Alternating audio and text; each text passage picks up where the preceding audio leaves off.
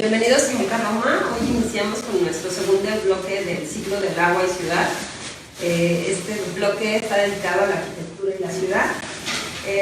Nos acompaña Víctor Manuel Rico Espinola, es director ejecutivo de la Oficina de Resiliencia Urbana, donde se explora el potencial de una dimensión territorial en el diseño para impactar lo socioambiental. Es arquitecto por la Universidad Anáhuac del Norte, cuenta con un diplomado en espacio público y ciudades seguras por la Universidad Iberoamericana, así como una maestría de arquitectura y diseño urbano por la Universidad de Harvard. Fue director de proyectos especiales en la Autoridad del Espacio Público de la Ciudad de México, donde en colaboración con Deltares, un instituto de investigaciones avanzadas en torno al agua y de Urbanisten, publicó el libro Hacia una ciudad de México sensible al agua, el espacio público como estrategia de gestión de agua de lluvia, contribuyendo con ello a posicionar el espacio público como infraestructura en la agenda urbana de la Ciudad de México. Actualmente es asesor para la Alcaldía de Bogotá en la conceptualización del Circuito Ambiental Bogotá, una iniciativa que busca cómo integrar ciudad y naturaleza a través de la política pública y el diseño. Previo a la Oficina de Resiliencia Urbana, fue director de diseño urbano en Exity, una empresa dedicada a brindar soluciones de espacio público y movilidad para diversas ciudades mexicanas. Bienvenido. Gracias. Y también nos acompaña Gustavo Madrid Vázquez, arquitecto por la Universidad Autónoma Metropolitana, DEA y doctora en urbanismo con mención cum laude por la Universidad Politécnica de Cataluña, donde también formó parte del personal académico por 4 años. Obtuvo un reconocimiento en los Olsim Awards de 2011 y el premio extraordinario del doctorado de la UPC 2014. Fue director de la Casa de la Ciudad de Oaxaca por más de 4 años, ha publicado y editado diversos libros y artículos sobre temas referentes a la ciudad y la sostenibilidad del medio ambiente, al igual que ha participado en diversos eventos nacionales e internacionales, desarrollando proyectos a nivel ejecutivo en materia urbana. Actualmente dirige Espacio Entre Tiempo Estudio, consultoría dedicada a la materia del diseño urbano, movilidad, urbanismo, las infraestructuras verdes, el desarrollo sostenible de las comunidades, la energía y la arquitectura. Bienvenido. Y bueno, vamos a empezar por Oru. Sí, pues muchas gracias a ustedes por la invitación.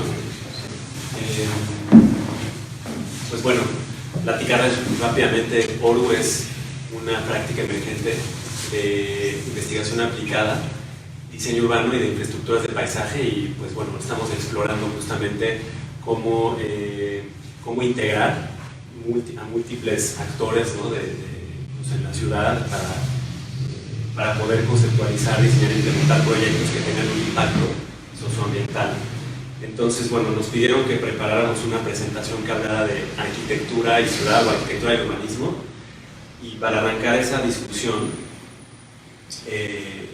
pues se nos ocurrió hablar primero de Vittorio Gregotti, que fue el director en la década de los 70 de una revista de diseño que se llama Casabella, y él en alguna de sus cátedras mencionó que el origen de la arquitectura no es la choza primitiva, sino el marcaje del territorio para establecer un orden cósmico alrededor del caos natural. Entonces, bueno, creo que esta frase ayuda a reconceptualizar el mandato que como arquitectos o diseñadores tenemos. Creo que la arquitectura, la disciplina de la arquitectura está viviendo un momento pues, de crisis, en donde se ha convertido en instrumento en muchos sentidos de inversionistas y desarrolladores, y ha perdido su capacidad propositiva para solucionar problemas de gran escala. Esta publicación de Pier Vittorio Aureli, también un académico que distribuye su tiempo entre el Instituto Verlagre y su propia oficina que se llama Dogma, publicó este libro que se llama La posibilidad de una arquitectura absoluta, entendiendo el término absoluto no en términos de lo puro del objeto, sino de las características de la arquitectura una vez que es separado de su otro, que es la ciudad. Entonces, el título que él le pone a este libro es pues un llamado, ¿no? al mundo expresando una preocupación que tiene sobre un desinterés que rodea a la disciplina de la arquitectura, y también un llamado de atención para que la arquitectura sea un instrumento de desarrollo y no solamente un medio para inversionistas y desarrollo privado, ¿sí? Eso lo hace estudiando 4 arquitectos diferentes. Primero los palacios de Palladio en Italia, también Piranesi con una manera de interpretar y de leer los territorios urbanos, Boulet también, ¿no? el gran objeto, y finalmente el manifiesto de Rem Koolhaas del 77 con Oswald Matthias Ungers, en donde habla del archipiélago de la ciudad y de las ciudades dentro de las ciudades. Entonces, bueno, es interesante, es una lectura que recomiendo mucho, sobre todo porque creo que a pesar de que esta crisis alrededor de la arquitectura sigue siendo un problema, ¿no? Es una disciplina que se está ensimismando en el objeto de deseo. Es una disciplina que está respondiendo primordialmente a intereses de capital, pero no por ello significa que no es importante, ¿no? Entonces eso es algo que él expresa en esta publicación. Y por otro lado también esta publicación de Reiner de Graaf, que es el director de AMO, que es el brazo de investigación de OMA, un despacho de diseño urbano y de arquitectura que tiene sede en los Países Bajos, en Rotterdam. Y pues justamente, ¿no? él aquí habla de la arquitectura y de los procesos por los que ha pasado la arquitectura para ser más barata, más sistémicamente más fácil de construir, ¿no? Y con ello pues también el diseño del arquitecto, pues cómo va perdiendo poder delante de estos como sistemas de industrialización, procesos de industrialización.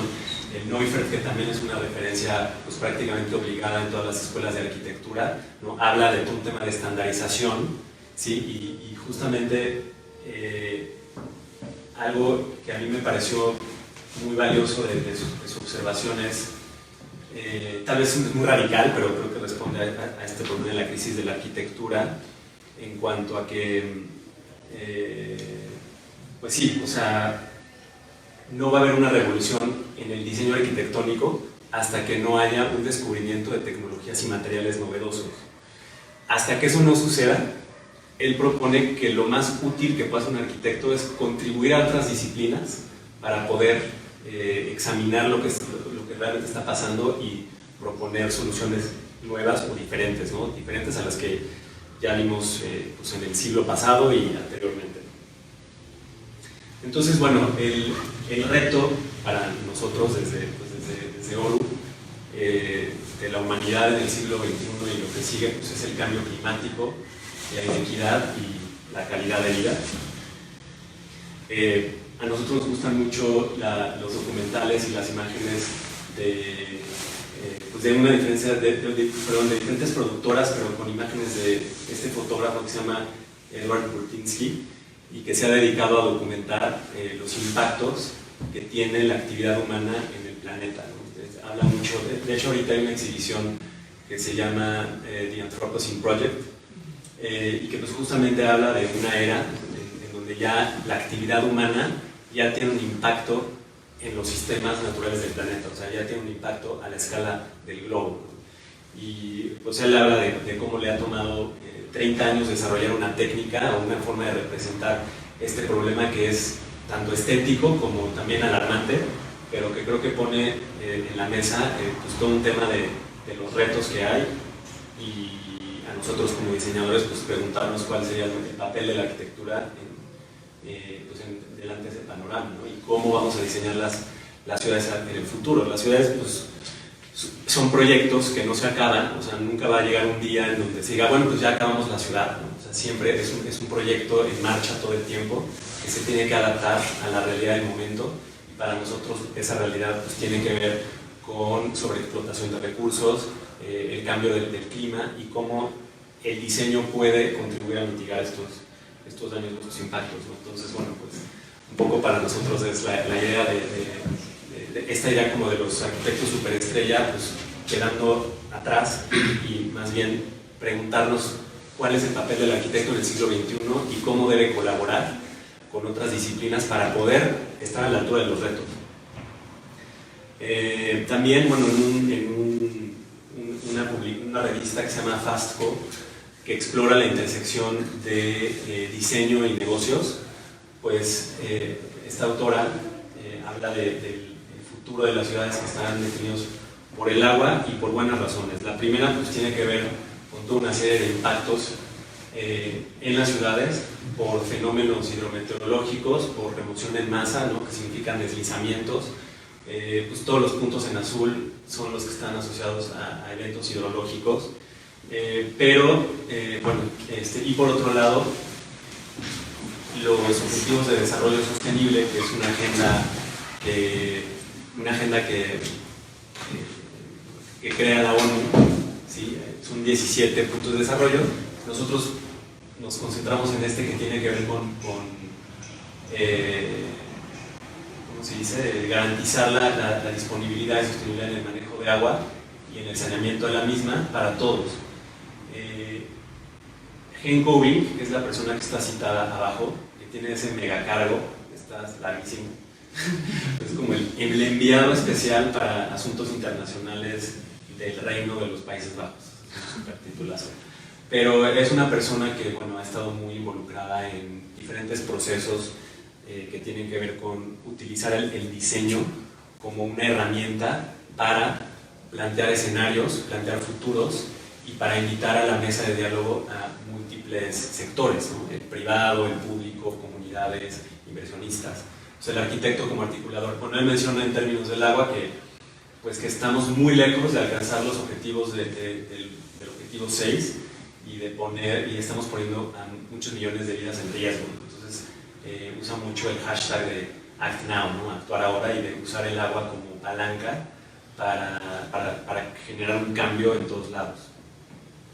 También en su libro Too Big, se llama Rebuilt by Design, presenta este gráfico en donde muestra pues, el desarrollo urbano de 1900 y una proyección a 2100, y donde menciona que al principio, de crisis a crisis, pues prácticamente no había una respuesta, ¿no? Y sí se vio, sobre todo en la década de los 40, 50, en la forma en la que crecieron las ciudades, especialmente latinoamericanas, Sao Paulo, Ciudad de México, Bogotá. No había respuesta, simplemente las ciudades crecieron. Después, en los últimos años, las soluciones que hemos planteado son soluciones reactivas. Eso significa que, bueno, no hay la crisis. Sí, o sea, es más, estamos respondiendo nada más, no es como atendiendo el bomberazo, la emergencia, el sitio de emergencia, pero que ese acercamiento no es viable, porque la escala de los retos que vienen es demasiado grande, ¿no? Entonces, por ejemplo, el crecimiento urbano, pues apenas estamos empezando a ver, o sea, no hemos visto todavía la dimensión o la magnitud del problema. Hay muchos estudios que mencionan que para el 2050, ¿no? Aquí, pues todavía falta por construirse, no sé cómo llegaron a este dato, pero cuando lo leí me sorprendió mucho, que falta por construirse el 80% de la infraestructura de la humanidad.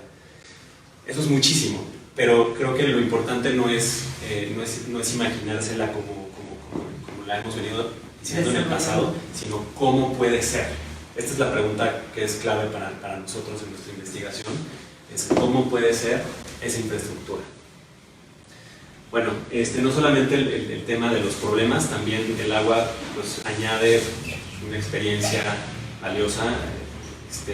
Hay muchos proyectos que están vinculados al agua y que también le dan a la ciudad pues, un atractivo y ven el agua más como un activo y no tanto como una componente residual al cual vertirle basura y se va, ¿no? Ese cambio de conciencia es algo en lo que también nosotros estamos interesados. Y nos interesa mucho también desde la gobernanza urbana, modelos administrativos como el de Medellín, ¿no? Que son capaces de proponer proyectos públicos de esta magnitud, de esta escala, precisamente por la forma en la que han concebido sus instituciones, en donde tienen empresas de desarrollo urbano públicas, pero que tienen capacidad de operación como si fueran empresas privadas. Entonces ellos invierten en infraestructuras fuera de su ciudad, tienen inversiones incluso en México, en infraestructuras en México, en otras partes de Sudamérica. Todo eso se convierte en ingresos para las empresas y con ese dinero ellos pueden financiar estudios, proyectos ejecutivos y ni siquiera tienen que pasar por un proceso de licitación, simplemente su área de obra pues lo ejecuta. Entonces eso les da, administrativamente nos parece un modelo muy interesante a explorar, porque no es solamente el tema del diseño, o sea, un buen diseño solamente no va a ser capaz de resolverlos o de apuntar a resolver los retos. Otros proyectos como este de BQ, que son resultados de un proceso también de participación de Rebuild by Design en Nueva York. Creo que es interesante también desde un punto de vista no tanto del proyecto y del diseño, sino del proceso, ¿no? O sea, cómo se llegó a esta propuesta, qué actores invitaron a la mesa, ¿no? Cómo se seleccionó a los despachos ganadores. Creo que tiene valor, insisto, no tanto la parte de diseño, sino el proceso, que en realidad creo que debimos haber puesto aquí un diagrama de cómo fue ese proceso de colaboración, más que este proyecto, pero bueno, creo que el mensaje es claro, ¿no? O sea, diseñar también el proceso, no solamente el proyecto. Y también, bueno, una tipología de proyecto que para nosotros pues, fue un punto de partida y un proyecto pues, que fue como con el que empezamos a explorar todos estos temas, es esta plaza de agua en Rotterdam, que les costó además como 10 años entre el diseño y la socialización y la implementación. O sea, aunque es un proyecto muy chico, les tomó mucho tiempo implementarlo. Por eso cuando ellos vinieron a México y vieron que ya había varios proyectos en marcha, pues les sorprendía mucho esa capacidad de operación, por ejemplo, de la Autoridad del Espacio Público. Pero bueno, este proyecto esencialmente es una cancha de básquetbol un día soleado como este, pero cuando llueve, todo el agua que cae en la plaza y en las azoteas de los edificios es canalizada a este espacio y se convierte pues, en una especie como de microvaso regulador. Con eso, ellos le restan presión a sus sistemas de drenaje, por ejemplo.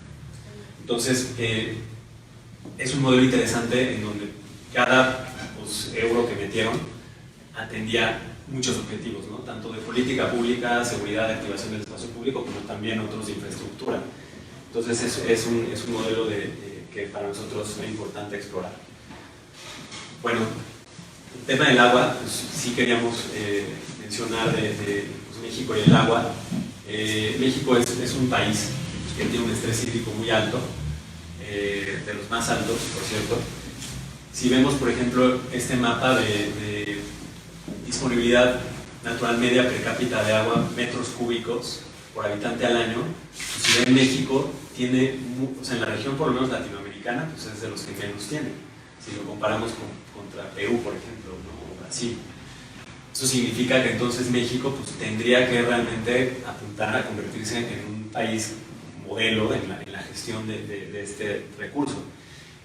Y si lo vemos ya pues, a la escala del territorio mexicano, pues la distribución y la disponibilidad de agua pues, no es igual.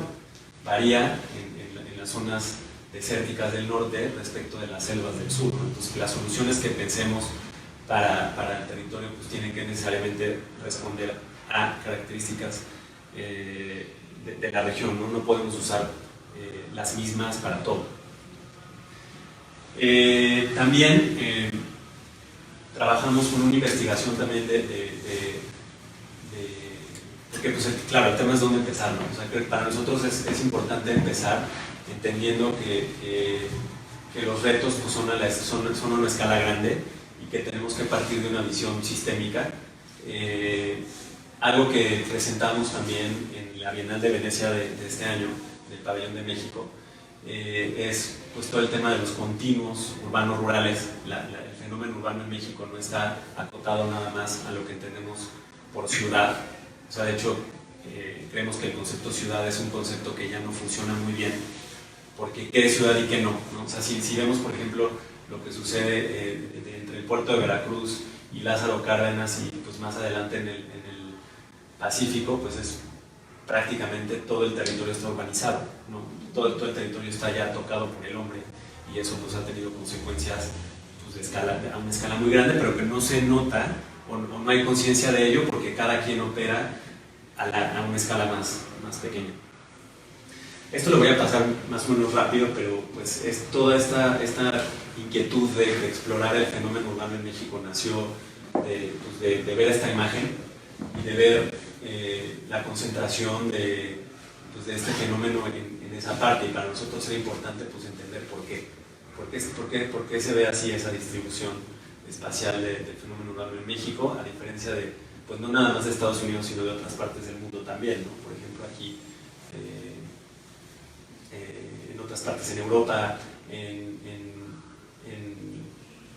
en Asia, en la India, o sea, prácticamente en Asia tiene también un fenómeno increíble de densidad y de continuos urbanos rurales, o sea, en ese sentido, pues el caso de la India es mucho más exacerbado que México, pero, pues bueno, solamente poner sobre la mesa que todo el tema de la definición de ciudad y qué es adentro y qué es afuera es algo que tenemos que ver y que como diseñadores nuestro campo de acción no está limitado a lo que sucede en las ciudades, también podemos incidir en lo que sucede afuera, en los espacios rurales, es importante.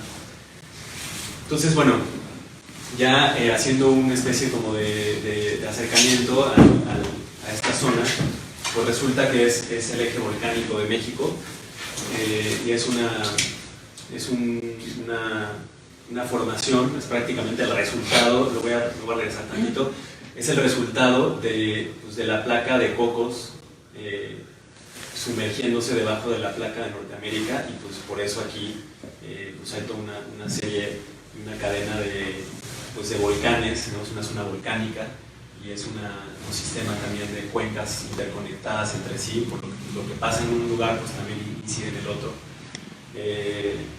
Yo he visto reportes incluso que revelan que el lago de Chapala pues ha visto un decremento en sus niveles a partir de la sobreexplotación del recurso hídrico que sucede pues, en todo, a lo largo de todo el eje. Aquí está la Ciudad de México, de hecho pues aquí podríamos ver el lago de Texcoco, que ahorita ya sabemos que no existe.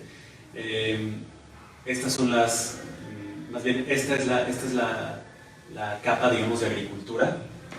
Pues aquí se denota claramente pues la explicación es la que mencioné hace un momento, ¿no? Que es una tierra fértil por sus características geológicas, los volcanes, el hecho de que haya una serie de cuencas y agua, pues de alguna manera también garantiza la disponibilidad de agua y de alimento. Entonces, esa fue una forma en la que descubrimos por qué 4 de las 5 ciudades más pobladas de México están ahí. ¿Sí? Entonces, pues es algo que nos sigue interesando mucho y nos sigue interesando saber como diseñadores cómo podemos también incidir en los espacios que no son solo las ciudades, ¿no? De hecho, aquí en este mapa de crecimiento demográfico es de los últimos 15 años. Los anillos de arriba representa pues, el aumento de la población.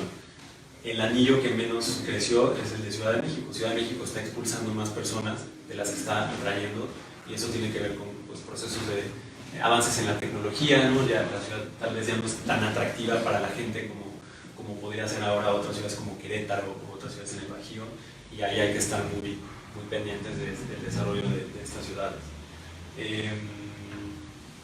Entonces, este es realmente el espacio donde preeminentemente está consolidado todo un sistema de ciudades en México. Cuando fue el huracán Patricia, que a mí no sé si recuerdan que se anunció que era el huracán más fuerte de las últimas décadas, iba a llegar a impactar México y esto iba a generar grandes daños. Parte de lo que frenó el avance de ese huracán fue esta formación geológica del eje volcánico. Esta imagen también la preparamos para la Bienal de Venecia y es nuestra interpretación de los, bueno, en inglés hinterland es básicamente un territorio productivo, son los territorios de los que se sirven las ciudades para funcionar. Todo lo que no está ahí es reserva natural o son zonas muy poco urbanizadas. Entonces el campo de acción de los arquitectos, los diseñadores o quienes les interesa el fenómeno urbano en México, pues realmente es este. También para la oficina, para nosotros es muy importante poder visualizar la visualización de la información. En este caso exploramos un desarrollo urbano de casi 500 años en la Ciudad de México, desde el siglo XVI hasta el día de hoy, ¿no? En el caso del agua, entendido desde la resiliencia como una tensión, a diferencia de un sismo que es un impacto, es un evento que puede suceder, no sabemos cuándo va a suceder, pero sucede y es un impacto porque tiene consecuencias. En el tema del agua es una tensión que, bueno, se ve cuando cierran o se siente cuando hay un megacorte, y bueno, estoy hablando de la población que está acostumbrada a tener un flujo de agua continuo. Hay una gran porción de la población que está acostumbrada a racionar el uso del agua, pero hay otra que sí está muy acostumbrada a tener agua todos los días, y esa comodidad de abrir el agua para lavarse los dientes o para lavarse las manos pues no te deja ver realmente la magnitud del problema. Entonces, para nosotros verlo de esta forma, pues sí, creemos que sí, de manera de un timelapse, pues sí habla muchísimo de lo que hemos hecho, pero la pregunta es, ok, pues ¿qué sigue después de esto? ¿Cómo se va a ver la Ciudad de México en el futuro? Entonces, pues a propósito del futuro, pues también partiendo creo que la única, no diría que la única persona, pero sí la única persona que ha hecho visualizaciones y diagramas y dibujos del futuro de la Ciudad de México es Alberto Calach y las personas que participaron con él en Ciudad Futura. Pero para nosotros llegar a esto pues representaría, no es una solución inmediata. Nosotros estamos pensando en qué soluciones antes de llegar a esto, ¿no? Porque tal vez no vamos a vivir para ver esto, pero qué sí podemos hacer antes de esto. Entonces, bueno, por eso decimos nosotros, vuelta a la ciudad lacustre o hacia la ciudad de esponja, que es un poco el tipo de ciudad de esponja. Se refiere a pues, no inundar la ciudad, sino entenderla como una capa con un espesor en donde podemos explorar diferentes soluciones para el manejo del agua. El territorio de la Ciudad de México es muy diverso, no es lo mismo el tipo de suelo en Chalco. Aquí es una zona entre el Estado de México, esta línea punteada por aquí. De hecho, creo que la división política es parte de este lago, que es un espacio que hemos ido a ver últimamente. Nos interesa mucho porque es un lago que está reemergiendo, pero está reemergiendo, sí, el lago de Chalco, está reemergiendo porque el nivel freático se mantiene mientras el territorio se hunde.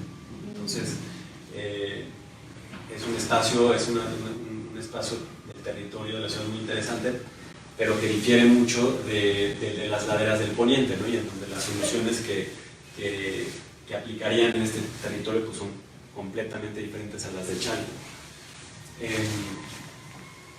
A manera de citar algunos ejemplos y de cosas que también estamos explorando ahora, el Circuito Ambiental Bogotá pues parte de una preocupación que existe en la ciudad de la pérdida de sus humedales. Ellos han perdido hasta el 90% de sus humedales. Han tenido también una situación de confrontación con su geografía muy severa a partir de mediados del siglo pasado. Y pues problemas de contaminación. Ellos, a diferencia de Ciudad de México, pues no padecen carencia de agua, tienen unas pues, garantías de suministro o abastecimiento de agua por los humedales que están, este es el humedal, por los páramos que están en los cerros. Todo el agua que capturan los cerros va bajando y se termina acumulando en el humedal, pero bueno, esto es Bogotá en 1933 y pues también ha visto un decremento, una pérdida de sus cuerpos de agua y justamente pues, su pregunta es, okay, ¿qué sigue? Pues, por eso nace la idea del Circuito Ambiental Bogotá.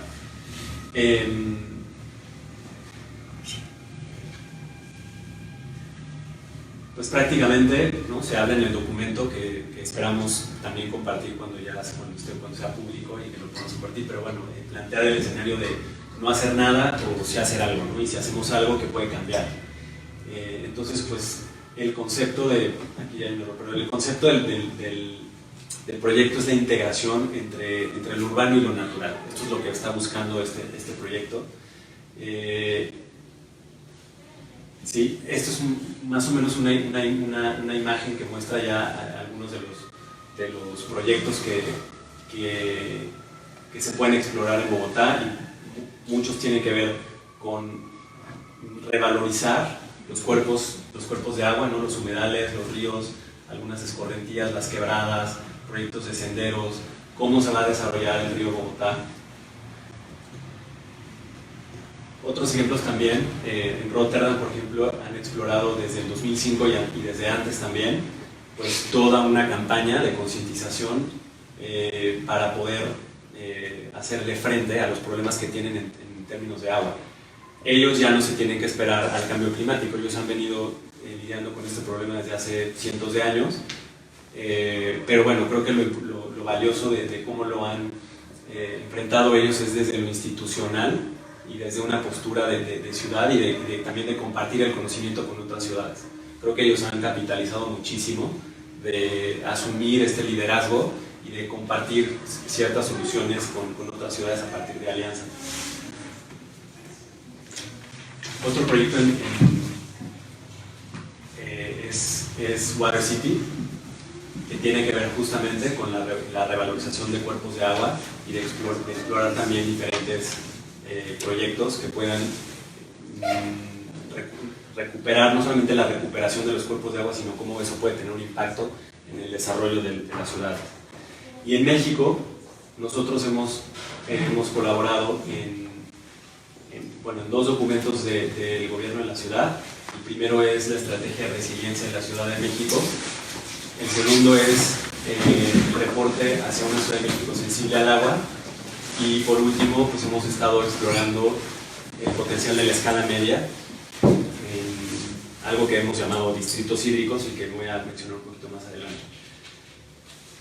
Algunos de los mapas que se produjeron para la estrategia de resiliencia mostrando una simetría de desarrollo, prácticamente la ciudad consolidada o la ciudad servida está en el poniente, aunque una muy buena porción de la población vive en el oriente y pues es una población que al final del día se tiene que trasladar a donde están las oportunidades. Entonces ahí revisar todo un tema de equidad y de cómo crear oportunidades en la zona oriente para restarle presión a los sistemas de movilidad.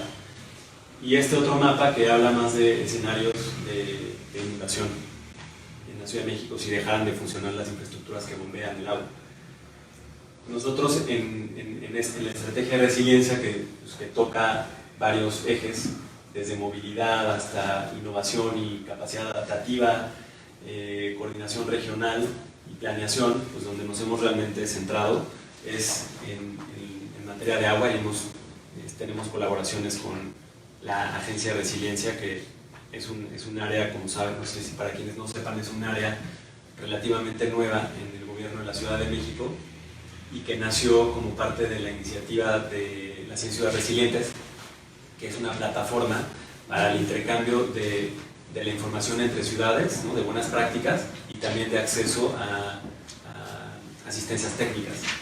Ahorita este espacio pues ya quedó dentro de la Secretaría de Medio Ambiente, ya se institucionalizó y quedó adentro de la Secretaría de Medio Ambiente, pero nosotros en 2013 ayudamos a SEDEMA a llenar la solicitud y apoyamos al gobierno para que eso sucediera.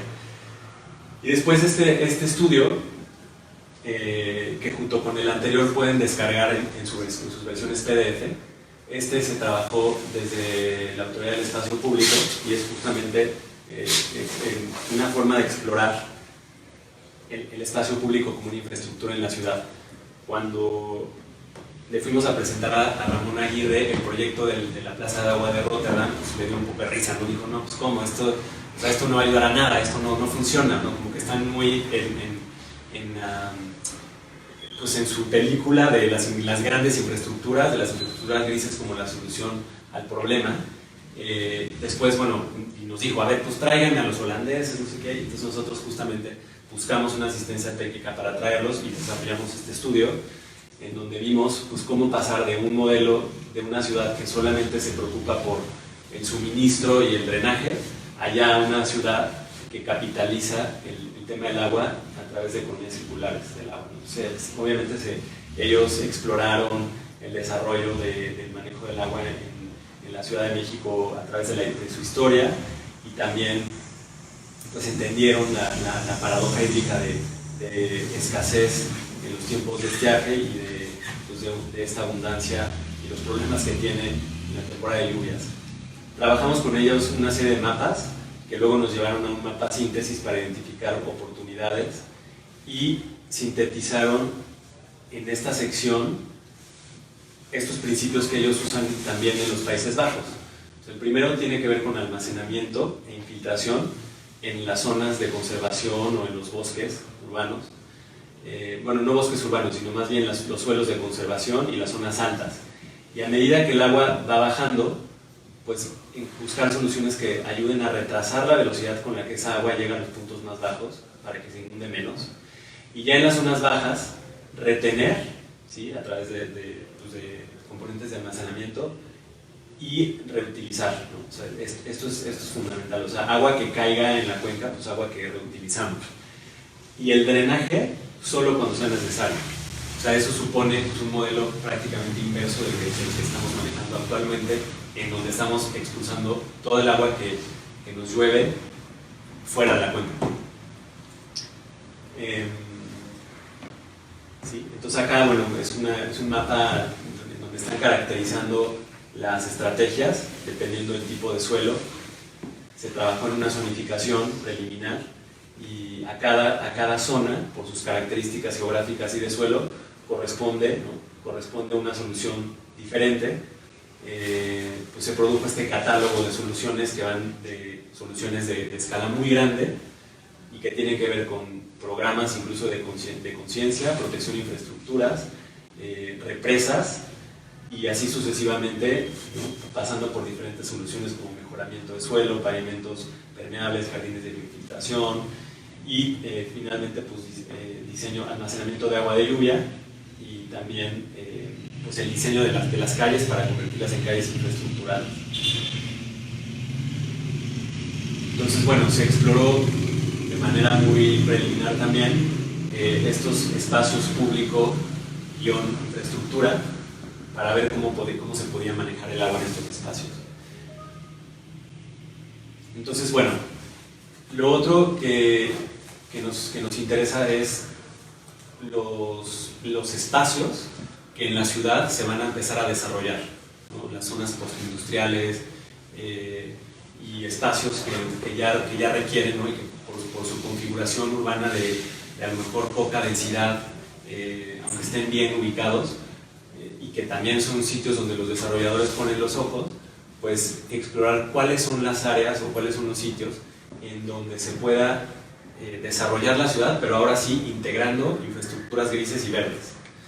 Entonces, bueno, con WR hemos estado explorando el caso de Tacubaya, pero sabemos que hay muchos espacios que se pueden empezar a estudiar, como se han desarrollado otros espacios en otras ciudades, como este SAC, que bueno, no es lo mismo, no significa lo mismo, pero al final sí es una especie de distrito nuevo, en donde se aprovecha la inversión público-privada para nuevos desarrollos y también de una vez para nuevos tipos de infraestructura.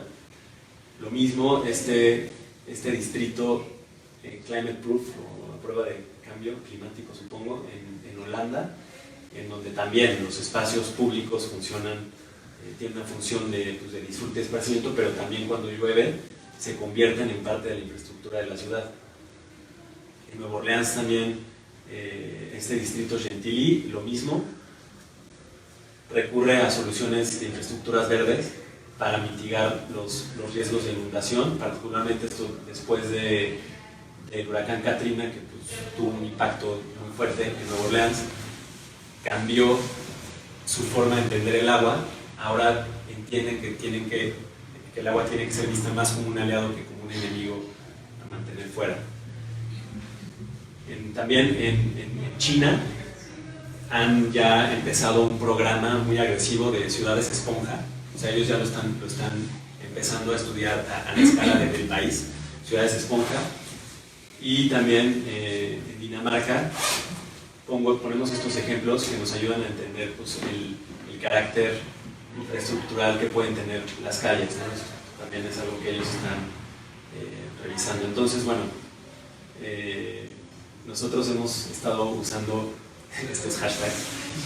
Primero, hacia cómo vamos a diseñar la nueva infraestructura del futuro, pues para nosotros olvidada, que tenemos que empezar a rescatar, y hay que utilizar el agua como palanca. Por ejemplo, aquí esta publicación de Ciencias Resilientes de invertir en una solución unidad al cambio climático, la naturaleza, solo que ahí pues obviamente se necesita el conocimiento de las ingenierías financieras para ver cómo puede ser rentable.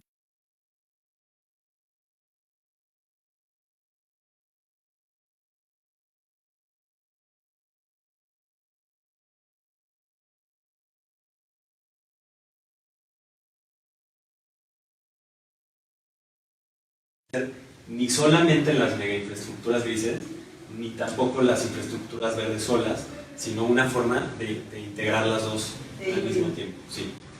Entonces, pues ya cerrando la presentación y sobre el diseño y la arquitectura en crisis, pues algo que creemos que sí podemos nosotros como arquitectos es proponer pues la capacidad de hacia el futuro, cómo queremos que sean las cosas. Y para nosotros sí es importante en la oficina pues saber que aunque la arquitectura esté en crisis, pues algo que no se le puede quitar al diseño es esto, es el proyectar, ¿no? el ver hacia el futuro y provocar la discusión para integrar a las personas que se requieren para proyectos que rebasan la escala del objeto arquitectónico. Y creo que con eso podemos, si quieren, no sé si quieran que lo hagamos a preguntas o si pasamos a la siguiente. Si quieren pasamos a la siguiente y al final cerramos con preguntas.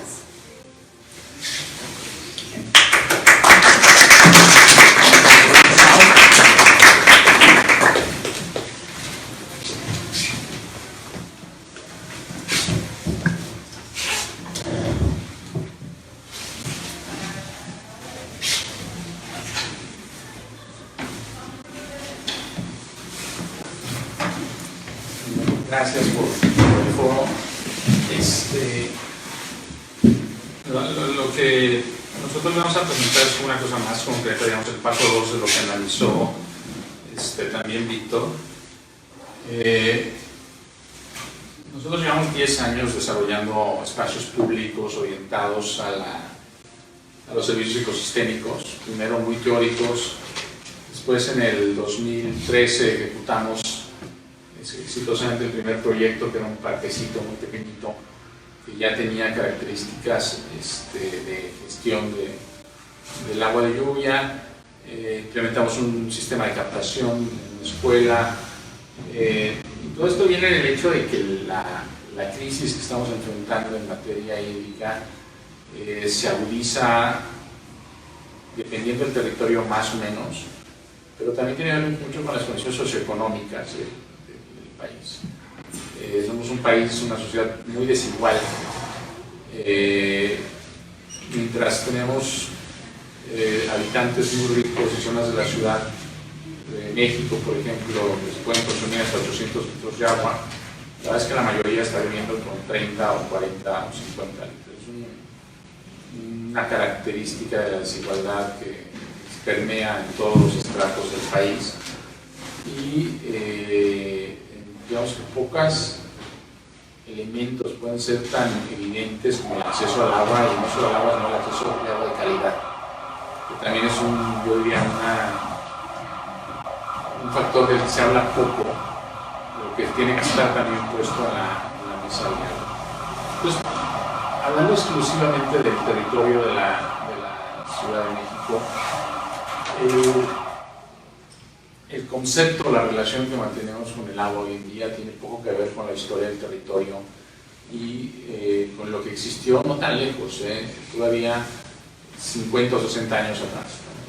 Estas son unas imágenes de una colección privada, seguramente la primera vez que las ven, imágenes de alrededor de 1909. La de arriba es el embarcadero Xochimilco.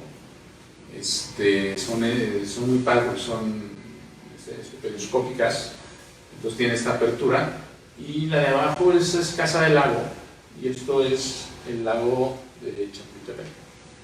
Desde luego que es difícil de reconocerlo sin torres y cosas pasando, que dicen que en ese momento Chapultepec era como el borde oriental de la Ciudad de México, y que occidental, perdón, de la Ciudad de México, y que muchos ríos todavía desembocaban en estas zonas. Todavía el sistema hídrico de esta parte de la ciudad estaba muy vivo y muy activo. Todavía nos entubaban los grandes ríos que bajaban de las cordilleras, San Joaquín, Los Morales, Consulado, todavía seguían corriendo, y el sistema de Chapultepec, a diferencia de lo que es hoy, que es muy artificial, seguía siendo un sistema activo, ¿no?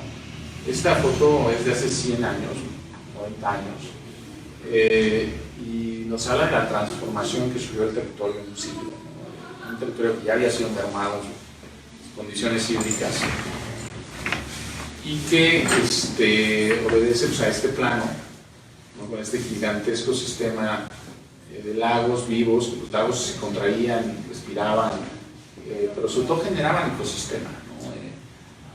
Una de las cosas, ustedes si se clavan en las lecturas de las crónicas del territorio mesoamericano en Valle de México, van a dar cuenta que mucha de la proteína que consumían los habitantes de aquí venía del pescado y de las aves acuáticas. Era su principal fuente proteínica, ¿no? Había muy pocas animales de corral, prácticamente no existía la ganadería. Entonces, los lagos proveían una gran cantidad de proteína a la población y favorecían el crecimiento de la población. Sin embargo, en el paso de, digamos, 500 años, el territorio se fue consumiendo y todo lo que era azul se volvió gris, ¿no? Imagínense lo que eso impacta en las condiciones ambientales y las relaciones biológicas que existían en el territorio. Es decir, queda muy poco que ver con lo que era, lo que podríamos llamar el ecosistema primigenio del Valle de México, ¿no? del sistema lacustre. Esto desde luego que ocasiona grandes heridas y grandes transformaciones que son las consecuencias con las que tenemos que lidiar hoy en día, ¿no? La Ciudad de México es una ciudad muy cara de sostener, se encarga de traer muchísima agua de cuenca abajo y al mismo tiempo expulsamos de 3 a 4 veces el agua que necesitamos para vivir por el drenaje durante la temporada de lluvias. Es un círculo muy absurdo, muy ridículo, que manifiesta esta desconexión que tenemos hoy en día con el territorio. El proyecto del aeropuerto será una más, o es una más de las continuas transformaciones. Este fue un continuo que hicimos para un documento de un plan hídrico, el primer plan hídrico que se hizo en la Ciudad de México para la acción Miguel Hidalgo, y que expresa esto, ¿no? Cómo a través de distintas acciones en distintas temporalidades, el objetivo fue dominar el agua, confrontarla y finalmente sacarla del territorio, ¿no? Al mismo tiempo la población crecía, la mancha urbana crecía y necesitábamos agua. Ese era el absurdo, ¿no? De que por un lado teníamos que deshacernos de ella para invadir, para colonizar el territorio, pero por otro lado la necesitamos para sustentar una población cada vez más sedienta, ¿no? Y hablemos no solo de esta parte culposa que le han querido cargar a la sociedad de los consumos domiciliarios, ¿no? Aquí hay un tema de consumo industrial muy fuerte, se desconoce su impacto en el territorio, y de consumo agrícola, que son los verdaderos causantes de esta deshidratación que tenemos continuamente en el territorio. El consumo domiciliario no llega a representar el 30% del problema. Hay un 70% que se reparte entre cuestiones agrícolas e industriales que se tiene que atender y para el cual no existe hasta el día de hoy una estrategia para enfrentar esta situación. Mucho por cuestiones políticas, porque es más fácil culpar al vecino, ¿no? al ciudadano de a pie, de que el problema del agua es él, ¿no? Nada más lejos de la realidad. Pregúntale a un ciudadano de Iztapalapa que lleva toda su vida viviendo sin agua si él es parte del problema del agua, ¿no? Bueno, la historia del territorio de la cuenca pues parte de aquí, de este mapa con el que reporta Cortés a Fernando. Fernando, ¿cuáles son las condiciones? Y ya vemos aquí las grandes obras hidráulicas de los aztecas, ¿no? Y también otro mito que hay que destruir, el buen indio, ¿no? Los indios mesoamericanos que vivían en armonía con el territorio, no. Ya habían destruido, ya habían contaminado, ya estaban encauzando, ya estaban desecando, ya estaban expandiéndose por encima del lago. Ya el ecocidio, digamos, del Valle de México no inicia con los europeos, arranca con los pueblos indígenas locales que ya estaban sobrepoblando el territorio, ¿no? Esto ya había pasado, Teotihuacán, muchas ciudades mayas habían sido abandonadas por cataclismos ambientales, producto de la sobreexplotación de recursos. Lo del Valle de México, digamos que los europeos vinieron a dar la puntilla y a continuar con una vieja tradición de sobreexplotación del territorio.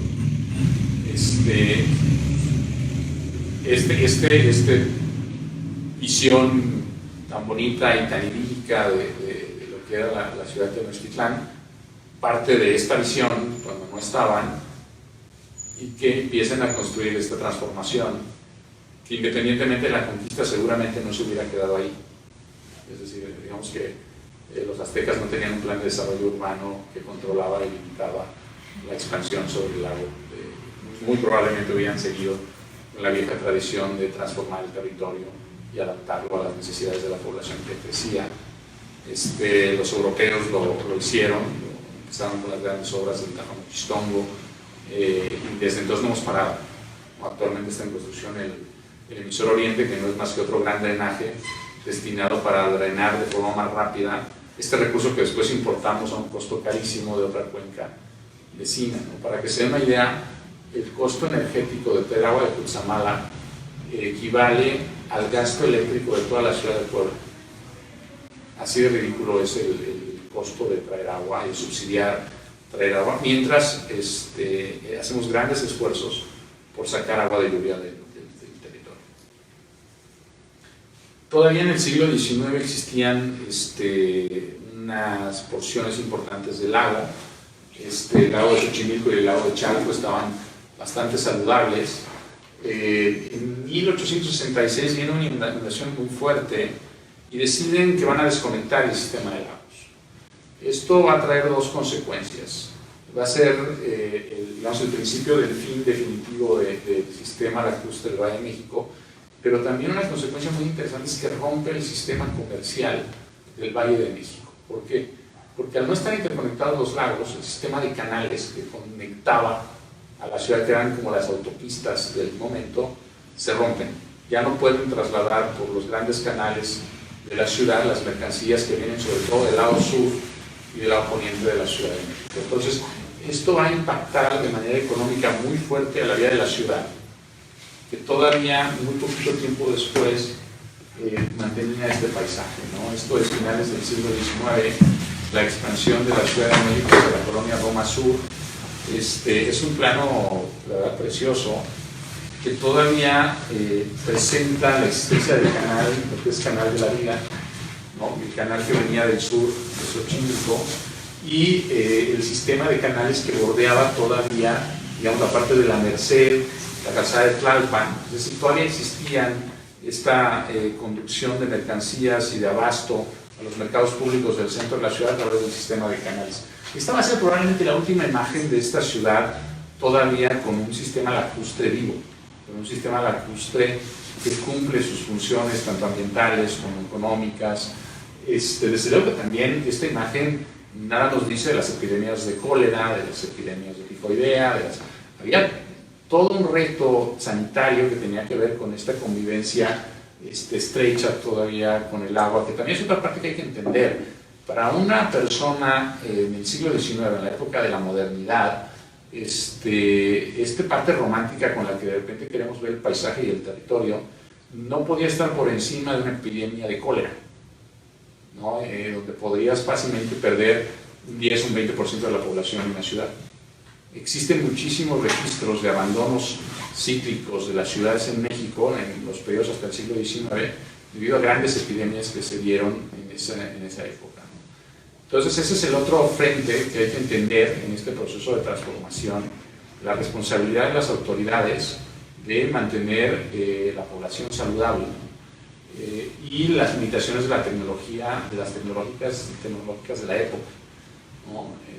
Es decir, siempre hay que tener como estas dos perspectivas. No es que la gente o los gobernantes que optaron por la transformación del territorio lo hicieron como con cuernos y rabo y pensando cómo jodo más rápidamente el Valle de México. Tenían unas lógicas que desde luego hoy en día no compartimos, pero que son dentro de la realidad del momento totalmente entendibles. De nuevo otra vez la bucolia, ¿no? el paisajismo decimonónico, ¿no? En esta imagen de Velasco, desde luego exagerada, ¿no? En colores y en esplendor, pero que te habla de la visión que pudo o debió haber existido en el Valle de México todavía bien entrado el siglo XIX. Desde luego una visión paradisiaca, ¿no? Desde el cerro de Santa Inés, y el inicio del fin. Se está transformando la mecánica con la cual funciona el sistema lacustre y básicamente están condenados, ¿no? van a desaparecer, como han venido desapareciendo desde los poblamientos masivos de México. Todavía a mitad del siglo XX podemos apreciar esta imagen, ¿no? Reforma, con los lagos todavía muy cerca, ya desde luego que la cantidad de agua que gestionan es mucho menor, pero pueden ver todavía la cercanía del centro de la Ciudad de México con el lago, o con los remanentes del lago, ¿no? O sea, era una vuelta en bicicleta y muy probablemente en minutos estabas en el borde lacustre, ¿no? Esto es todavía 1960, 1965. Es decir, una época, yo le llamo, o le llaman muchos la segunda modernidad, que viene con la construcción de nuevas grandes infraestructuras que van a dar origen al sistema del metro, por ejemplo, o al drenaje profundo, producto de la última gran inundación de la Ciudad de México en el 56, me parece, que va a ser una inundación que va a durar 2 años, que todavía en el centro histórico de la ciudad, cuando ustedes ven los edificios, se ven unas zonas carcomidas en muchos edificios en la parte baja. Esas son las cicatrices de la última inundación que tuvo inundado 2 o 3 años la Ciudad de México ya en este momento. Entonces ahí deciden de hacer una nueva gran obra que va a ser el drenaje profundo de la Ciudad de México y el sistema que desagua hacia el río Cuauhtémoc y luego el Mezquital y luego el Golfo de México, que es como vivimos actualmente y como mantenemos seca la ciudad en este momento. Entonces, esta imagen a mí me gusta mucho porque representa todavía un dead man walking, ¿no? Si quieren ver así, el lago todavía resistiéndose a morir, pero una ciudad que ya amenaza expandirse en esa dirección. Finalmente, bueno, pues llegamos a esto, ¿no? Vean esta imagen de contraste, el remanente del sistema lacustre y la gran mancha gris que se ha apoderado del territorio, como un tumor que ahora es el sistema montañoso y lo amenaza, sistema montañoso sin el cual la ciudad no podría sobrevivir, porque si bien importamos el 30% del agua, el 70% del agua se filtra en estos bordes montañosos que permiten la recarga del acuífero, del cual todavía hoy en día dependemos en un 70%, y que seguimos avanzando, contaminando y ocupando de forma regular o irregular sin tener medidas de contención eficientes.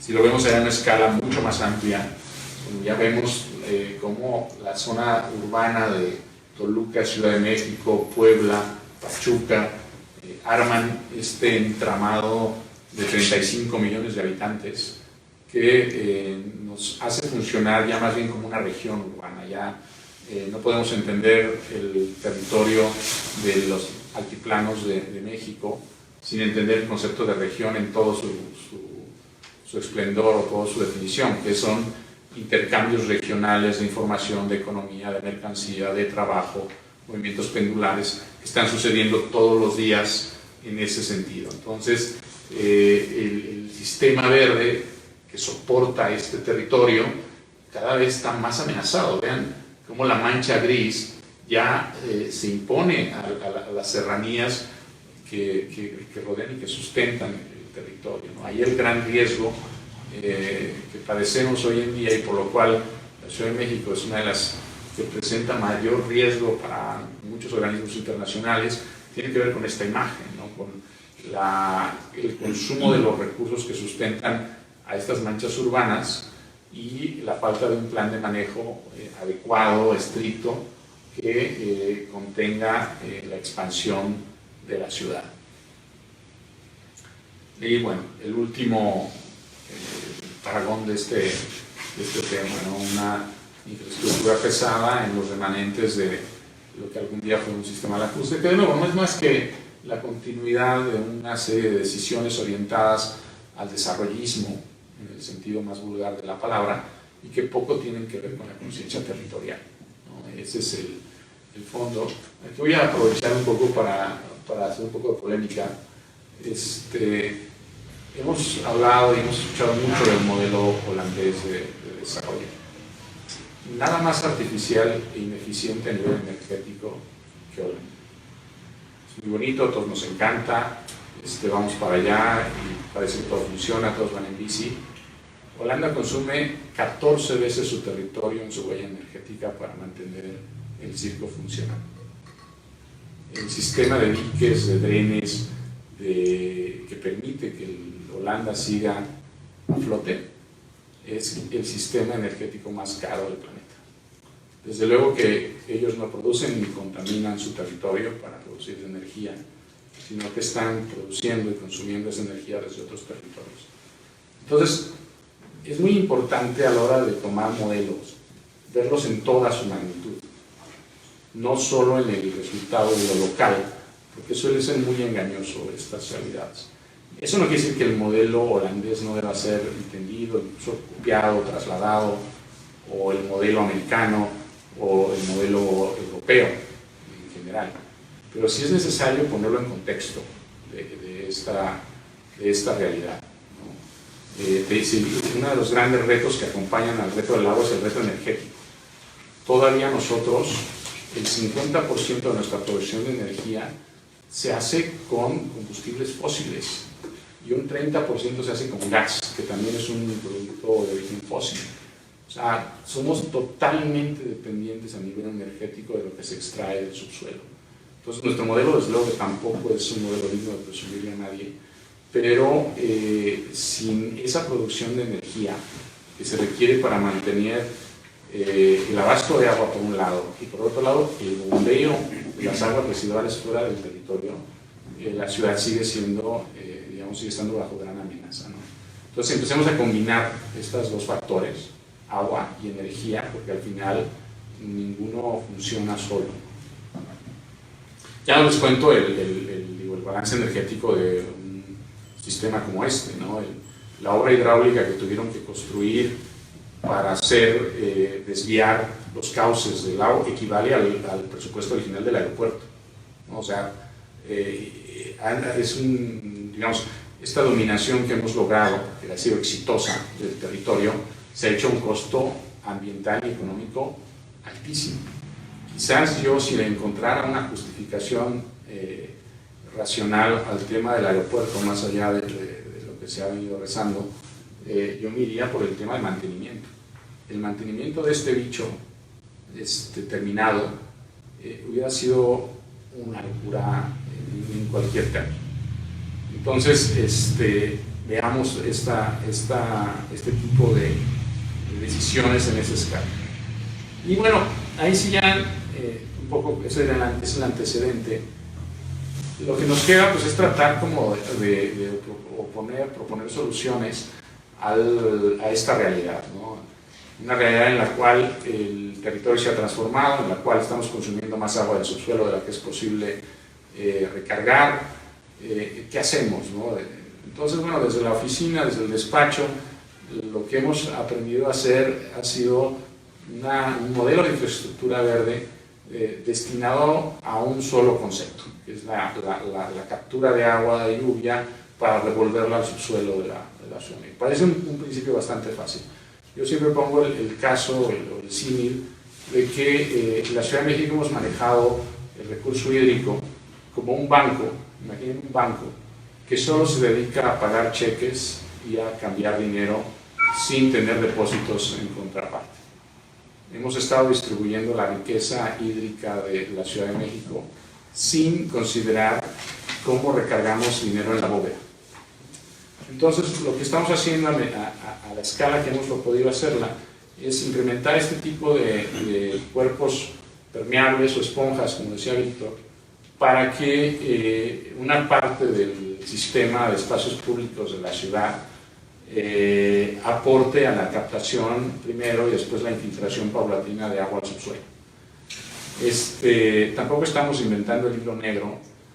Muchas ciudades llevan muchos años haciendo esto con mayor o menor éxito.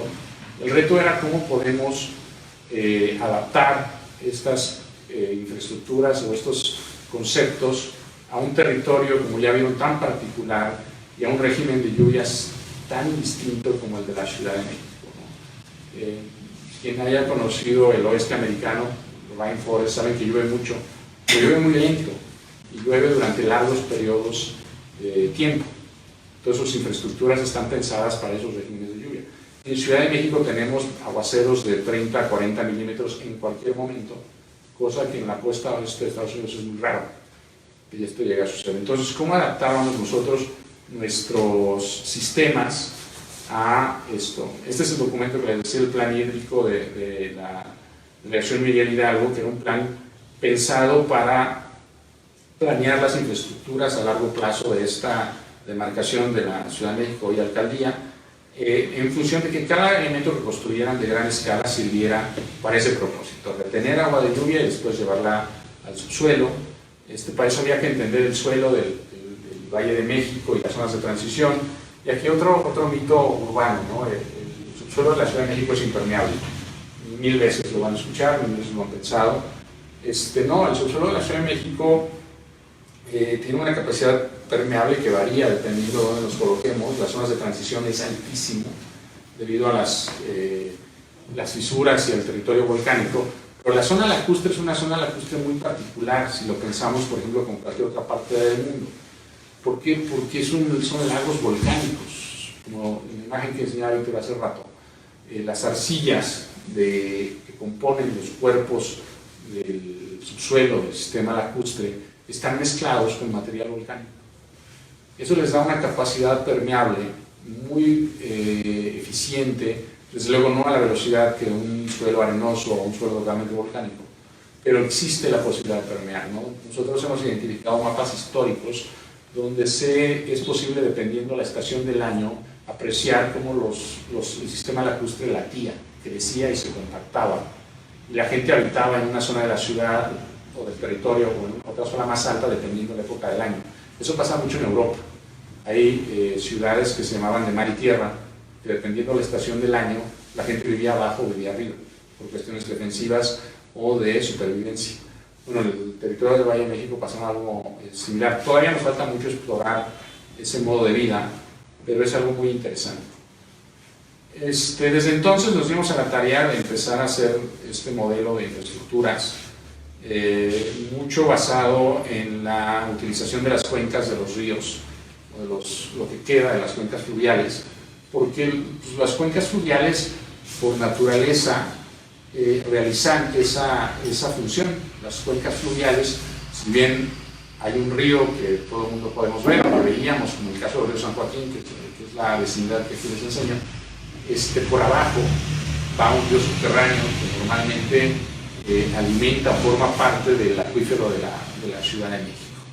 Entonces, basados en esta idea de aprovechar estas cuencas lacustres, empezó la construcción de lo que fue el primer jardín de lluvia para la Ciudad de México, en la zona de Legaria. Fue muy padre excavar, y en esta imagen se ve muy bien.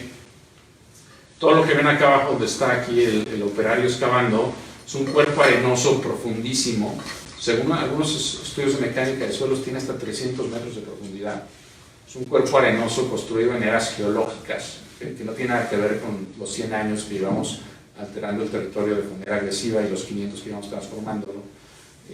Compuesto por arena y piedra de bora, canto rodado que se construyó a través de procesos fluviales, ya no digo milenarios, ¿no? O sea, geológicos, que nos permitieron encontrar un cuerpo muy seco, ¿no? Aquí se ve ese corte que ven allá, esta zona que parece que estamos cortando concreto, no sé si lo vean ahí, un corte muy al ras, es la primera capa de suelo compactado. Independientemente de que retiramos el concreto y el pavimento de esa zona, esa capa de suelo compactado hubiera funcionado igual, no hubiera permitido que el agua bajara al subsuelo porque básicamente está cementada, ¿no? A base de mezclas de materiales y presión. Entonces, una vez que rompemos esa capa de unos 60 centímetros que ven ahí, empiezan a aparecer estos cuerpos, que es donde queremos conducir el agua para que poco a poco, otra vez en tiempos geológicos, empiece a alimentar el acuífero. Eso fue un proyecto de 400 metros cuadrados, de los cuales 120 se dedicaron a la infiltración de agua de lluvia. Fue un proyecto polémico porque significaba presentar el hecho de que podíamos hacer infiltración en el Valle de México en contra de muchas opiniones con las que continuamente chocábamos. Sin embargo, yo creo que se tomó una decisión muy valiente de entrarle, muy arriesgada, porque si esto no hubiera funcionado también hubiéramos quedado muy mal, pero teníamos la convicción y el conocimiento de que esto podría llegar a funcionar. Se construyó también muy rápido en un periodo de 4 meses, y finalmente, cuando quedó terminado, empezó la temporada de lluvias y fue maravilloso ver la cantidad de agua que empezó a reincorporarse al ecosistema. Tuvimos algunos confrontamientos con los vecinos, como es normal en este tipo de proyectos, y una vez que empezó a llover y que el agua empezó a fluir, se acabó la discusión. Y este proyecto para mí es muy especial porque nadie ganó un peso haciendo esto, todo el mundo estaba a punto de quebrar, había mucho riesgo por medio, pero significó el poder después decirle a todo el mundo, sabes que esto puede funcionar, desde luego hay que adaptarlo a distintas condiciones, a distintas realidades, pero es una de muchas alternativas que se pueden utilizar para que el subsuelo de la Ciudad de México empiece a reconstruir el ciclo del agua de una forma más inteligente. También otro mito que se tenía en el tema del costo, que ciertas infraestructuras eran carísimas. La verdad es que no, este proyecto se hizo con 1.200.000 pesos, que hubiera sido el costo de construir cualquier espacio público en la ciudad. Simplemente se trataba de cambiar el paradigma y movernos hacia otra vez. Ese fue el segundo proyecto, ya con más confianza, que actualmente se va a iniciar la segunda etapa, que tenía que ver con la transformación de estas plaza, de este espacio que ven ahí en esta cancha de fútbol, que en un principio había sido el trazado original del río San Joaquín, y durante los talleres que se hicieron con vecinos nos platicaban que incluso los más antiguos recordaban pescar y nadar en este riachuelo que se formaba en este brazo del río que entraba por ahí. El río San Joaquín pasa actualmente por ahí, de hecho por ahí se ve la zona elevada. Una vez que se entubó y se alineó, el río sigue por abajo. El río San Joaquín era uno de los ríos más importantes del Valle de México, encargado de bajar y alimentar el lago desde las serranías de ese lado de la ciudad. Y todavía los habitantes más antiguos de esta zona habían vivido y convivido estrechamente con el río. Este es el programa arquitectónico, pues ahí se ve, el río San Joaquín, ¿no? Paso elevado. Y la idea, estos 4 espacios, empezamos con la plaza multiuso. Cada uno de los espacios tenía la misma función, generar espacio público que se pudiera, además de ser espacio público, prestar un servicio ecosistémico, bueno, basado en un principio muy sencillo, ¿no? Infiltrar agua al subsuelo. Se hicieron talleres, se hicieron propuestas, anteproyectos, aquí está el principio, ¿no? Básicamente era deprimir la plaza y permitir que el agua entrara por todos lados y que esta se inundara y después facilitar de nuevo la infiltración. De nuevo estamos muy cerca de la cuenca del río San Joaquín, entonces de nuevo nos encontramos este cuerpo arenoso capaz de absorber cualquier cantidad de agua que le metiéramos, ¿no? Entonces es el proceso de construcción, de retiro de materiales, sustitución por materiales porosos, el tezontle, que es un material fantástico que tenemos aquí en el Valle de México, mientras en otros países gastan muchísimo dinero en celdas plásticas que hacen el mismo efecto, es decir, cuerpos cavernosos que se llenan de agua. Aquí lo bajas a un precio prácticamente regalado y a unas distancias muy cortas y lo reintegras al subsuelo.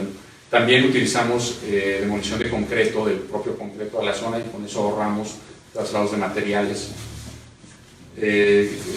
filtros y la mezcla de material que permite la infiltración y la utilización. También una base de tezontle en polvo para finalmente tener este efecto, ¿no?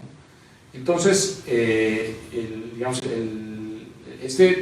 también fue un proyecto bastante padre, bastante interesante desde el punto de vista, porque pues, también se trataba como de ir abriendo paradigmas, rompiendo unos, abriendo otros, y cambiarle el sentido a la forma en la cual se ocupa un espacio público, sí como basándonos en otras ideas y en otras iniciativas, pero entendiendo, déjenme ver si tengo por aquí, no me acuerdo.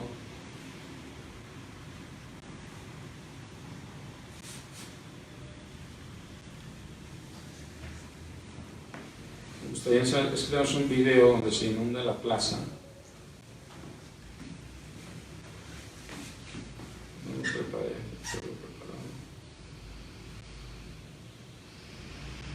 no, es la las 3. Sí. Déjame ver entonces. No se lo voy a hacer un USB. Sí, lo tengo en el. ¿Está conectada al internet? Sí. Ok, pues lo vemos en. Parece mucho a la mía, ¿no? Sí. Que lo podemos ver en el. Están subidos los videos en el. Sí. Pues yo creo que lo podemos ver ahí.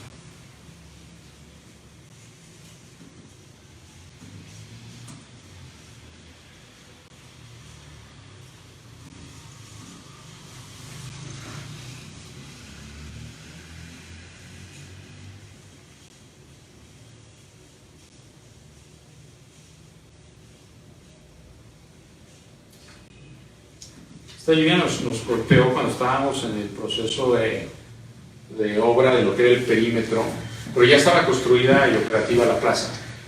Entonces los vecinos, con mucha duda y con mucho miedo, fue un aguacero, ese día creo que llovieron 60 y tantos milímetros, fue una locura. Esto hubiera representado una inundación a la colonia, que ya estaban acostumbrados a que cuando tenían estas lluvias. Sin embargo, después de horas de lluvia, los vecinos se treparon, filmaron. Yo creo que si no hubiera funcionado hubiera sido nos hubieran nos hubieran matado vivos. Sin embargo, a las 12 de la noche me mandaron el video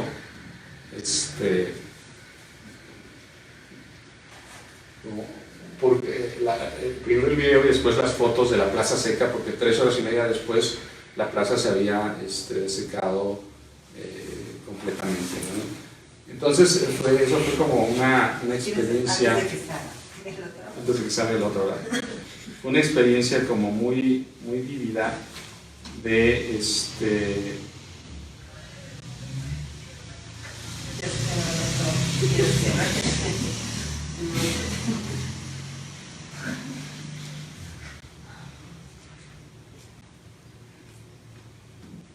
O sea que funcionaba muy bien.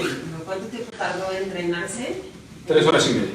3 horas y media. Nos estuvieron mandando reportes fotográficos en tiempo real los vecinos, digamos, que estaban preocupados con el tema. Y bueno, a partir de ahí, digamos que implementar proyectos se volvió cada vez más fácil.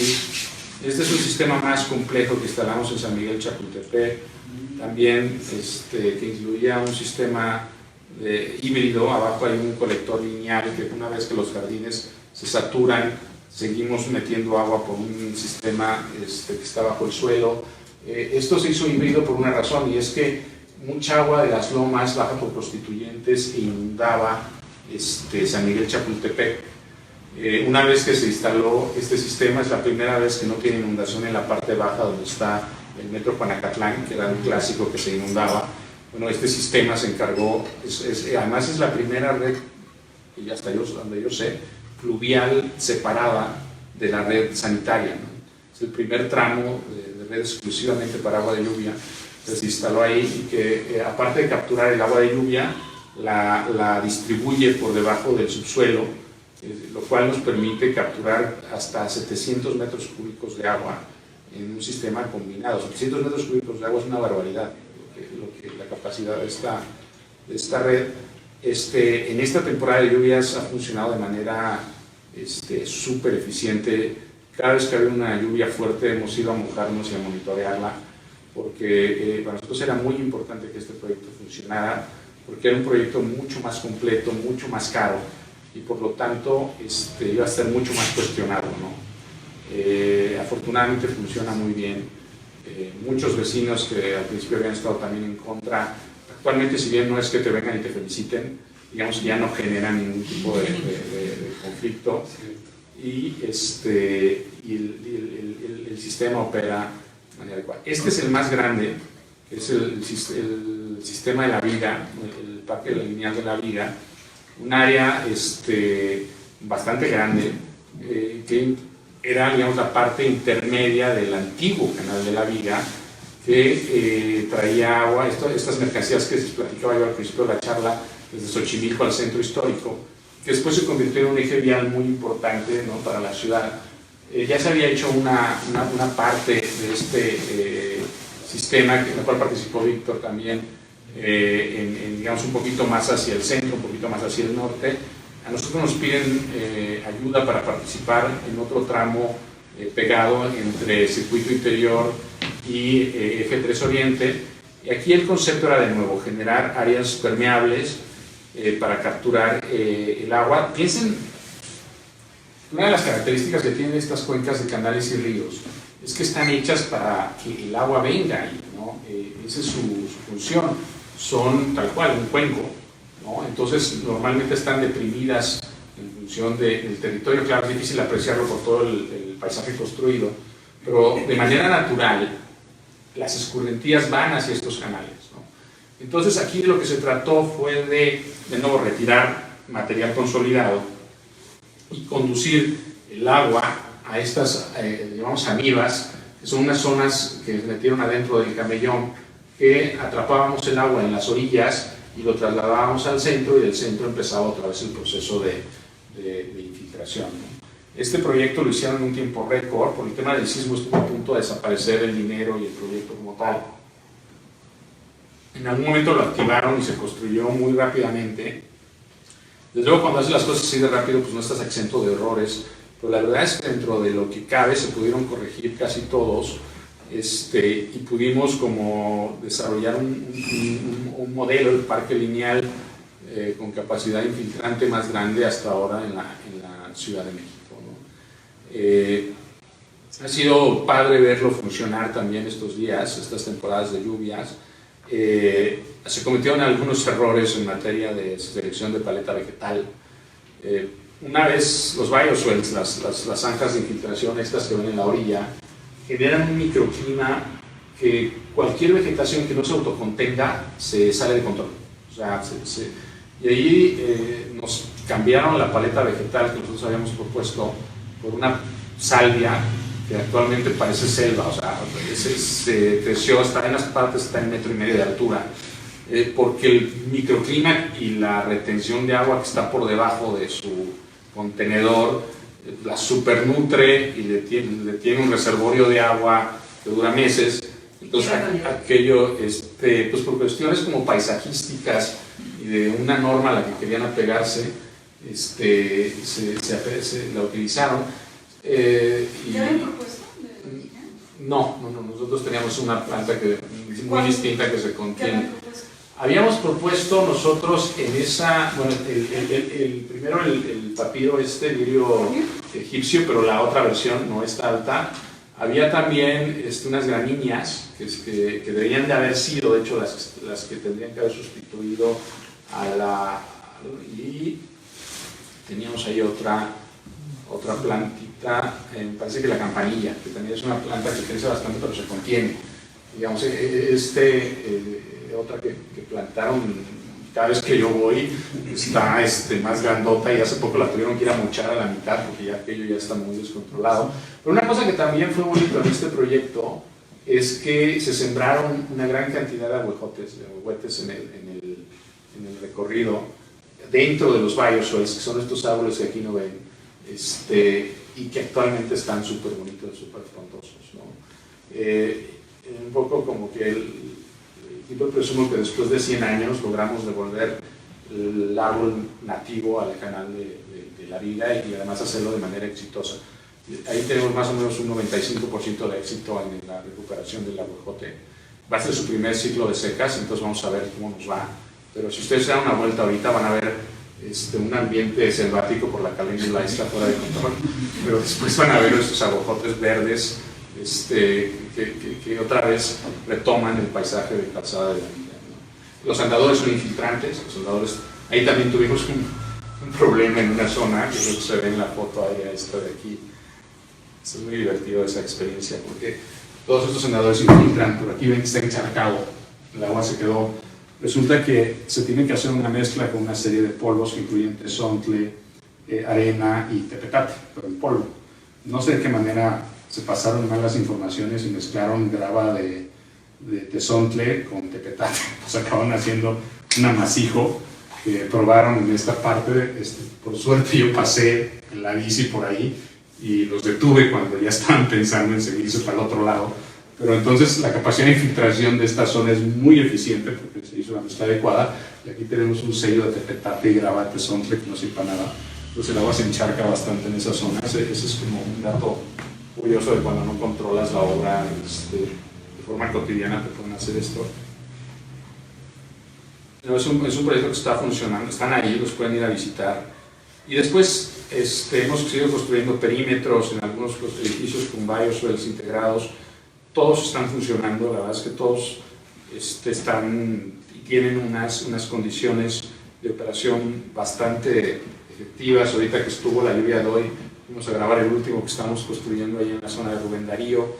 Desarrollamos estos pavimentos permeables que se adaptan también a la mecánica de los hundimientos del suelo y al efecto de las raíces de los árboles. Este es un sistema de las lomas, donde baja una cantidad de agua ridícula, porque pues, las lomas son el bosque de lluvia de la Ciudad de México. Entonces, cuando ahí corre agua todo el año. Si ustedes se paran en un drenaje de las lomas, van a escuchar una cantidad, es agua limpia que está manando de todo el sistema boscoso de bosque de lluvia y después se va al drenaje. Entonces, la intención de estos bioswales, de estos jardines de lluvia, era retener esta agua. Y no tienen idea, ese video no lo he subido, pero Arne se dio una vuelta un día que estaba cayendo un diluvio ahí y era divertidísimo verlo como enano, decía, es que se está comiendo todo. Y sí, aquí se formaba una laguna gigantesca en esta zona, y después de las lluvias, una vez que se integró el bioswale, todo lo que cae se va al subsuelo. Esto es un proyecto donde lo que nos está fallando es la paleta vegetal, debido a que el suelo es muy húmedo, la altitud es distinta, entonces vamos a tener que cambiar la paleta vegetal a una vegetación más de bosque, más de altura, ¿no? Bueno, pero son cosas que son perfectamente perfectibles, ¿no?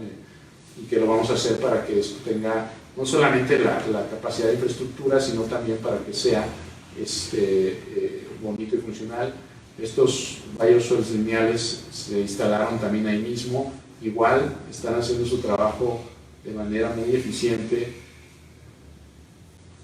Allí solía haber un charco perenne que además anulaba un carril de la circulación y generaba un riesgo de colisión. De hecho, había muchos accidentes, porque la gente salía de un carril, invadía el otro y se daban bastante seguido. Esto es en plena temporada de lluvias y, como ven, no hay remanentes del charco, el agua está volviendo al subsuelo, y este es el último que estamos haciendo aquí en la esquina de Rubén Darío y Lord Byron, siempre considerando estos conceptos de accesibilidad universal, de diseño de ciudad, con la integración de infraestructuras verdes en el contexto, ¿no? Este es un proyecto que la verdad está quedando muy bonito. Lo que nunca pasa, tenemos a las señoras de Polanco encantadas, o sea, pasan a felicitarse, a sacarse fotos y traen a los niños a que vean. Y eso es como padre, porque normalmente el enemigo número uno del urbanista pues es el vecino, ¿no? Con el que tenemos que estar peleando. Entonces, cuando logras convertir a las señoras de Polanco en tus aliadas, quiere decir que algo está funcionando, ¿no? Desde luego al principio tenían muchas dudas, cuando les decíamos que los sistemas iban a encargar de evitar las inundaciones, pero después vieron las aguas y se dieron cuenta que sí funcionaban, ¿no? Y estos son proyectos que están en camino. El perímetro de la Plaza Carso, donde está el Museo Sumaya, donde el proyecto integra 220 bioswales.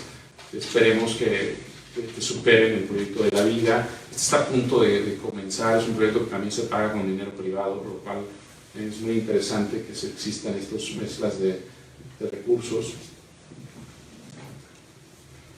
Este parque, en una donación en la zona de Polanco, en Lago Alberto 320, donde también estamos proponiendo una serie de espacios públicos con unas áreas deprimidas, que son estos plazas café oscuro que se ven de este lado, que están pensadas para que retengan también el agua y se haga un proceso de absorción. Áreas públicas, caninas, espacios públicos, una pista de trote para que la gente pueda ir a correr a la zona, pero sobre todo un 30% del espacio de este nuevo proyecto está pensado para absorber agua de lluvia, ¿no? Para conducir agua de lluvia, se inunde y se infiltre al subsuelo. Y este es el último que estamos entregando, que esperamos también se empiece pronto, que es una reconfiguración de Campos Elíseos, ¿no? Campos Elíseos, que era un río. Campos Elíseos era el río de los Morales. Estuvo vivo hasta los años 40, 50, y que también tiene una microcuenca que queremos aprovechar para conducir muchísima agua de esa que inunda Polanco y de esa que baja, y de nuevo devolverla al cauce muerto del río, ¿no? Junto con esto seguimos desarrollando otras ideas y otros proyectos que esperemos que vean luz. Creo que una de las cosas que emociona mucho es ver que hoy en día muchas oficinas, no solo la Oficina de Ciencia Urbana o nosotros, sino que mucha gente empieza ya a generar sus modelos y sus ideas y te preguntan cosas por internet y ves que se empiezan a organizar foros. Hace 4 años esto no era así. Hace 4 años era un portazo tras otro, era gente, como decía Víctor, riéndose de las ideas, diciendo que estas cosas no funcionaban. Sin embargo, es muy bonito ver como un tándem de gente muy sacrificada y con nombres y apellidos, ¿no? Ahí está Elias Catán, ahí está Rodrigo, está Elena, Loreta, un montón de gente que se ha atrevido a tratar de proponer soluciones a una realidad muy dura. Empiezan a emerger y empiezan a ser tomadas en serio y empiezan a ir las grandes inversiones en ese sentido, ¿no? Ya tenemos proyectos de 100 millones de pesos, de 200 millones de pesos, que ya no solo se invierten en tubos y infraestructuras grises, sino que ya se empiezan a darle esa inversión y esos montos al espacio público, ¿no? También los constructores pues, se van enamorando del procedimiento constructivo y ellos mismos lo empiezan a proponer en otros sistemas. No hace poco me escribía gente de una constructora, me decía, oye, ¿te importa que le pasemos la información a tal ciudad que quiere empezar un modelo? Si no, no me importa, sabes que mándasela lo más antes posible para que empiecen a reproducirlo, que es la parte en la cual tenemos que entrar ahora, que es compartir este conocimiento y esta información. Hemos diseñado 4 manuales, entre ellos el manual de calles para la Ciudad de México, que ya integra como fundamento el manejo de agua de lluvias, el manual de infraestructuras verdes para la Ciudad de México, que se hizo para la Autoridad del Espacio Público, el manual de mantenimiento, que es la otra parte importante de estos sistemas. Hay que mantenerlos, hay que saberlos mantener, porque si no, su eficiencia y su capacidad de servir decae muy rápidamente, y así tenemos que ir innovando y difundiendo esta innovación, y sobre todo decir, como decía Víctor hace rato, esto no funciona solo. Desde luego que seguimos necesitando drenajes y que seguimos necesitando producción de energía y muchas cosas.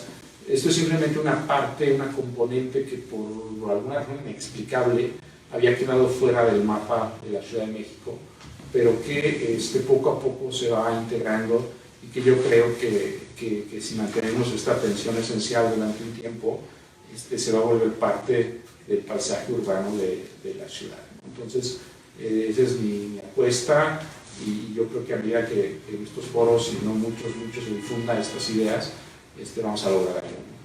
Eso sería todo. Perdón por hablar. Muchas gracias. Para abrir la pregunta, yo en principio tendría, ¿no? Creo que los dos, increíbles los proyectos de los dos, felicidades. Pero sí creo que también hay una cuestión que creo que tiene que ver con lo que tú mencionabas en términos de que hace 4 años no sucedía esto, ¿no? Y en términos como de la crisis también que hablaba Víctor, que era esa crisis en términos de la disciplina de la arquitectura, ¿no? Yo creo que tiene que ver con un modelo ideológico, ¿no? En donde tal vez, o sea, esta idea de progreso, por ejemplo, ahorita lo vimos mucho con el aeropuerto, ¿no? En términos como de pues este debate que hubo en términos de cómo un proyecto arquitectónico a gran escala, o sea, podría representar la idea de un progreso en términos de proyección, y pues en términos también, ahorita lo estamos viendo también, de implicaciones de crisis económicas para un nuevo, ¿no? O sea, que hasta en esos términos lo ponían, ¿no? Y no es tanto, ¿no? Porque al final también hay una noción en términos de localidad y sitio, ¿no? Mucho tú mencionaste esta cuestión y esta tensión que siempre existe en términos de centro y periferia, ¿no? Que no alcanza a veces como, o sea, y que hace una situación muy inequitativa en muchos sectores de la población, en esa idea de lo rural, que para la gente de la urbe es tan lejana, no podemos pensar tal vez en modelos o contextos como la propia gente de Atenco, en términos de su contexto, ¿no? Que bueno, son ahorita cuestiones que están como pasando o que coinciden, ¿no? Digo, yo mencionaría, o sea, volvería, no sé si recuerdan la gráfica roja. Ajá. Que les mostré, y donde creo que el salto que hace falta es primero que empezamos a entender, y también Gustavo lo mencionó, o sea, el tema de la agricultura, o sea, también representa un reto enorme al manejo sostenible de agua para las ciudades en México y en todo el mundo, pero que creo que la mirada tiene que ser un poco, o sea, tenemos que hacer como un zoom out para ver realmente, para entender la problemática del agua en su verdadera forma y magnitud. Y por otro lado, pues creo que otro de los retos es que el desarrollo urbano en muchas ciudades del mundo, pero particularmente en una ciudad como la Ciudad de México, lo va dictando los intereses utilitarios. Pues el propio aeropuerto es justamente, y los megaproyectos y las megaobras pues son el sello de ese tipo de desarrollo. Entonces, pues creo que el reto es pues empezar a entender que las megaobras no son la solución. O sea, hay que empezar a estudiar otros modelos donde se puedan integrar mejor diferentes soluciones, porque también, ¿no? El tema del mantenimiento de estas intervenciones, pues luego en manos de quién quedarían. Entonces, como volviendo al tema de la gráfica, creo que no solo no atenderlo de manera reactiva, sino empezar ya a modelar escenarios de cambio y de evolución en el tiempo, y qué se requeriría para que estas intervenciones pues, realmente pues, prevalezcan en el tiempo y funcionen bien. ¿Tú ibas a decir algo, Gustavo? No, o sea, yo creo que el tema es, tenemos que transitar hacia la visión regional del problema. O sea, hoy en día, pues, todo, no le encuentro que es la roja, la que tú dices, la gráfica. Eso que decías, el 50% sí, de esa falta, es impresionante, porque pues, también lo ves en términos, o sea, de todo lo que implican esos megaproyectos. Sí, pero al final lo que yo es cuando diseñamos esa imagen satelital desde muy arriba del territorio, hoy en día, desde que esta cosa irrumpió en nuestra vida, y yo creo que si leemos a Manuel Castells o gente que se ha metido mucho en el tema de las sociedades en red y las telecomunicaciones, te das cuenta que funcionamos como entes regionales, ¿no? O sea, ya incluso el término metropolitano está bastante superado. Y eso tiene una parte positiva, y es que el territorio, las cuencas, siempre han sido regionales. Los que lo hemos visto con límites políticos inventados que nunca pasan. Yo no sé en qué momento salgo del Estado de México y entro a la vida, no hay forma de entenderlo, ¿me entiendes? Compartimos el lenguaje, compartimos la actividad económica, compartimos las universidades, nos enamoramos y nos casamos con gente de todos lados. Bueno, pues el territorio ha funcionado en ese latir regional todo el tiempo. Las cuencas, yo creo que históricamente, desde el siglo XIX se sabe muy bien que las cuencas son quizás lo que mejor, de hecho hay incluso algún filósofo que habló de administraciones por cuenca, de que el territorio debería tener no comarcas ni estados, sino sistemas de gobiernos basados en cuencas. Actualmente la consolidación de un sistema regional urbano como el que tenemos nos abren esas posibilidades de pensar en la cuenca y en la región como una solución. Los teóricos de la región, la verdad es que tienen unas teorías increíblemente interesantes desde el punto económico, ambiental, social. Y cuando abres la visión a esa escala, te das cuenta de que las soluciones también son regionales, ¿no? También es entender que lo que le haces en este lado de la región impacta en este otro lado, y que después tu región se intersecta o se cruza con otras. Hay unos mapas padrísimos también, no me acuerdo el autor, soy muy malo para los nombres, que habla de cómo ciertas regiones en África se conectan más con ciertas regiones en Oceanía que con sus vecinos en África. ¿No? Tienen más intercambios comerciales con ciertas regiones de China